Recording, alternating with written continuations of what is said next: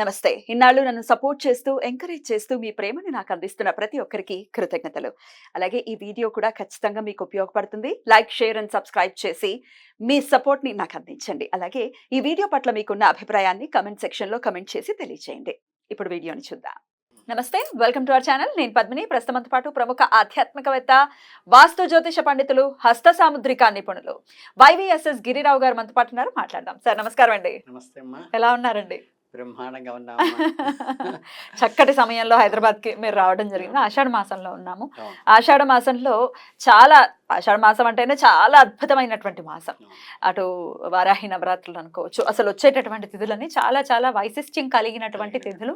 మరి ఇదే ఆషాఢ మాసంలో దక్షిణాయనం కూడా ప్రారంభం కాబోతోంది. ఇక దక్షిణం వైపు ఆయన పయనిస్తూ ఉంటారు కాబట్టి సూర్యనారాయణ మూర్తి 6 నెలలు కూడా మనం ఎలాంటి విధి విధానాలని పాటించాలి, ఖచ్చితంగా తెలుసుకోవాలి. ఏమిటి దక్షిణాయనం, ఏమిటి ఉత్తరాయణం అనేది తెలుసుకోవాలి. అటు పండగలు, ముహూర్తాలు ఇంకా మొదలు కాబోతున్నాయి. ఇంకా పండగలు, ముహూర్తాలు, మంచి మంచి అద్భుతమైనటువంటి మాసాలు ఇవన్నీ కూడా వస్తాయి. కాబట్టి ఏమిటి దక్షిణాయనానికి ఉన్నటువంటి ఆ మహిమ, ఎట్లా వినియోగించుకోవాలి ఈ సమయాన్ని? చాలా మంచి ప్రశ్న అడిగారు. ఇదేంటంటే ఇప్పుడున్న తరంలో, ఇప్పుడున్న జనరేషన్కి నేను అప్పుడప్పుడు ఈ హస్తసాముద్రికం చెప్పేటప్పుడు చెప్తుంటా. పూర్వం చెప్పేవి పాజిటివ్, ఇప్పుడు నెగిటివ్గా, ఇప్పుడు నెగిటివ్ చెప్పే పూర్వం పాజిటివ్గా చెప్పాలంటే, పూర్వం ఏదన్నా అక్రమార్జనతో పైకి వస్తాడు అంటే వీడి జాతకం బాగాలేదండి, వాడు ధార్మికమైన సంపత్తితో కాకుండా అధార్మికంగా డెవలప్ అవుతాడు, కొంచెం జాగ్రత్త అని నెగిటివ్గా చెప్పేవాడు కొన్ని వందల సంవత్సరాల కిందట.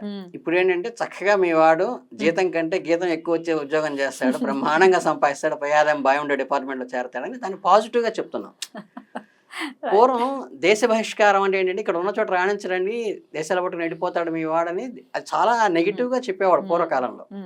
ఇప్పుడు మీ వాడు ఫారిన్ వెళ్తాడంటే దర్జాగా ఫారిన్ వెళ్ళి సంపాదిస్తాడని చెప్పి అంటే ఏంటంటే ఒక తరం మారుతున్న కొద్దీ ఏంటంటే మనకి నీడ్స్ వేరే ఉంటాయి, ఆ తరానికి ఉపయోగపడే లక్షణాలు వేరే ఉంటాయి. ఈ ఉత్తరాయణ దక్షిణానికి వచ్చేది ఏంటంటే పూర్వకాలంలో ఉత్తరాయణం జపధ్యానాలకి, హోమాలకి, మన ధార్మికమైన అంటే ఏంటంటే పారమార్థికానికి చాలా ఉపయోగపడుతుంది అని చెప్పి దాన్ని చాలా గొప్పగా చెప్పి దక్షిణాయనం అంతా ఆయన యోగనిధిలోకి వెళ్ళిపోతారు కాబట్టి దాన్ని పాజిటివ్గా చెప్పేవాళ్ళు ఉత్తరాయణాన్ని. కానీ ఇప్పుడున్న తరంలో ఏంటంటే మాకు ముక్కు మూసుకుని జపం చేయాలని పని లేదు, ఈ శరీరాన్ని పిల్లలు అన్నది వదిలేసేయాలని పని లేదు, నాకు ఉపయోగపడేదేంటి అంటే ఇది చేస్తే నాకు ఏమిటి లభిస్తుంది, క్షేమ, స్థైర్య, విజయ, అభయ, ఆయురారోగ్య, ఐశ్వర్యాభివృద్ధార్థం అనే సంకల్పంతోనే వస్తున్నాను తప్పితే లోక కళ్యాణార్థం అని ఇప్పుడు ఎవరు చేయటంలా. సో లౌకికానికి పూర్తిగా పనికొచ్చేది దక్షిణాయనం. మీకు కావలసినటువంటి ఇష్టికి కావలసిన కోరికలన్నీ తీరటానికి పనికొచ్చేవి దక్షిణాయనం. ఉత్తరాయణంలో కాదు. సో అందుకే ముహూర్తాలు కూడా ఉండవు కదండి పెద్దగా, మాఘమాసం తర్వాత ఉండవు పెద్దగా.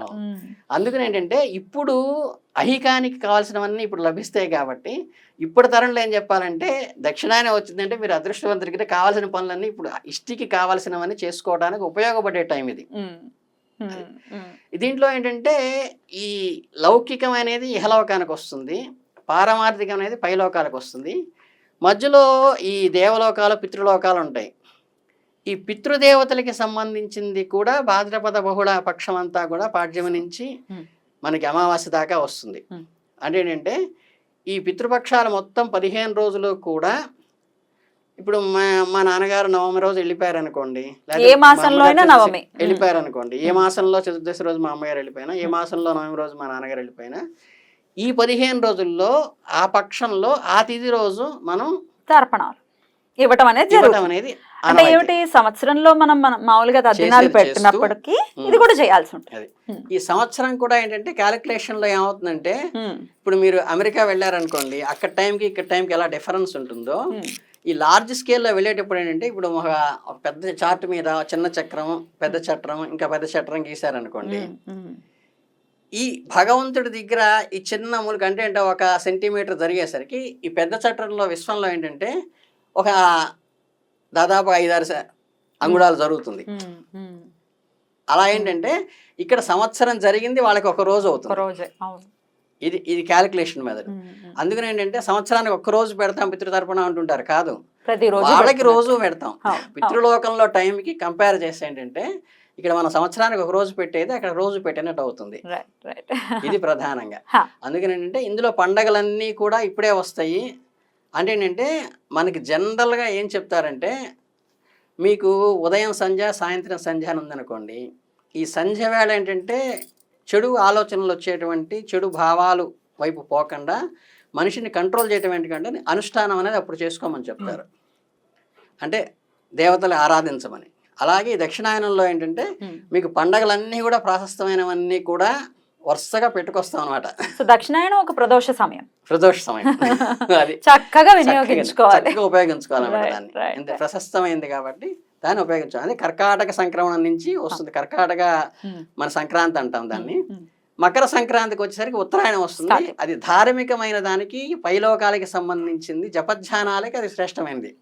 లౌకికమైనటువంటి మన కోరికలన్నీ తీరడానికి కావాల్సినటువంటి ఇష్టి అంటే మనకి చేసుకునేవన్నీ కూడా ఇప్పుడు చేసుకోవాలి. అద్భుతం అండి. అసలు సనాతన ధర్మంలో ఈ పెట్టిన విధి విధానాలన్నింటినీ చూసుకుంటే ఎంత అర్థం ఉంటుందో లోపల మనం నిజంగా తెలుసుకునే ప్రయత్నం చేస్తే బోల్డ్ ఎంత అర్థం ఉంటుంది. ఈ పండగ చేసుకోవాలా, ఈ పండగ ఎందుకు చెయ్యాలి, పర్యావరణాన్ని ఖచ్చితంగా దృష్టిలో పెట్టుకుని మనం మన పండగల్ని ఖచ్చితంగా చేసుకోవాలి. దక్షిణాయనంలో ఇప్పుడు మీరు ఇచ్చినటువంటి వివరణ కూడా అదే అర్థం, ఖచ్చితంగా అదే అర్థం చేయిస్తోంది. డెఫినెట్ గా ఈ పండగలు చేసుకుంటే ఇక్కడ ఉన్నటువంటి ఐహిక సుఖాలని మనం పొందాలి అంటే మనం చేసుకోవాలి. రైట్.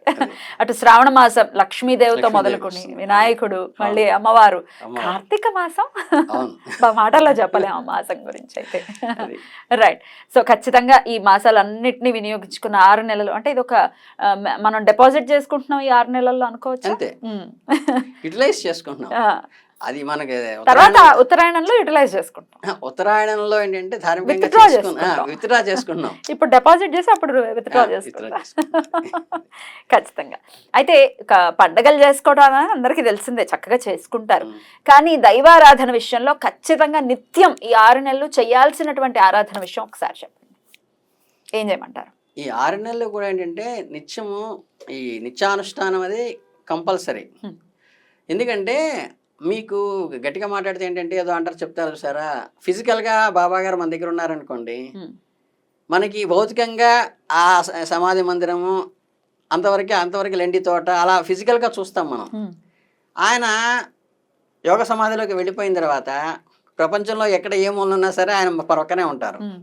అలాగేంటంటే ఫిజికల్గా స్వామివారిని వెలుకుతూ ఉన్నప్పుడు అక్కడ పరివారము దేవతాగణాలు వాళ్ళతో లిమిటెడ్ గా అనిపిస్తుంది మనకి. కానీ యోగేంద్రలోకి వెళ్ళిపోయిన తర్వాత ఏంటంటే నిరంతరం కూడా మన అందరితో కూడా సమ్మిళితం అయిపోయి వ్యాప్తి ఎక్కువ అవుతుంది. ఇంకా జాగ్రత్తగా మనల్ని పరిశీలిస్తారు అనుకోవచ్చు. పరిశీలిస్తారనుకోవడానికి ప్రధాన కారణం అనమాట.